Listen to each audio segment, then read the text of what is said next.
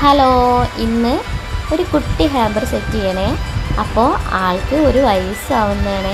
അപ്പോൾ നമുക്ക് ഈ ഓർഡർ വന്നെ ഗൾഫിൽ നിന്നാണ്. ആളുടെ ഉപ്പയാണ്. അപ്പോൾ ആളൊരു പ്രവാസിയും കൂടെയാണ്. അപ്പോൾ എല്ലാവരും ഈ പ്രവാസിയായ ആളുകളുടെയൊക്കെ ഒരവസ്ഥ എന്താ വെച്ചാൽ, ചില മക്കളുടെ കാര്യങ്ങളിൽ പങ്കെടുക്കാൻ പറ്റില്ല, അല്ലെങ്കിൽ വേറെ വീട്ടിലെന്തെങ്കിലും ഫംഗ്ഷൻ കാര്യങ്ങൾ ഇതേപോലെ അതിലേറ്റവും നമ്മൾ സങ്കടപ്പെടുന്ന അവരുടെ വൈഫായിരിക്കില്ലേ. പ്രവാസിയെ പോലെ തന്നെ പ്രവാസ ലോകത്ത് ജീവിക്കുന്ന അതേ ഒരവസ്ഥയും ഫീലിങ്സും ആ വീട്ടിൽ കഴിയുന്ന ആ വൈഫിനും ഉണ്ടാവും. അപ്പോൾ അവരൊരാഗ്രഹം പറഞ്ഞപ്പോൾ ഞാനൊന്നും നോക്കിയില്ല.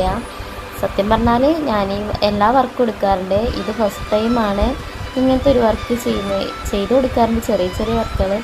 പക്ഷേ ഇവർക്ക് പറഞ്ഞാൽ ഷർട്ടും ടോയ്സും കേക്കും ചോക്ലേറ്റും കുട്ടിയുടെ ഫോട്ടോയും ഒക്കെ. അപ്പോൾ നമ്മൾ ഏതായാലും ഒരു ആഗ്രഹം പറഞ്ഞല്ലേ വെച്ചിട്ട് അവർ അവിടെ വീട്ടിലാളില്ലാത്ത കാരണം ലൈറ്റായിട്ടാണ് പോകുന്നത്. നല്ല ഇരുടായിരുന്നു, എന്നാലും വേണ്ടിയില്ല.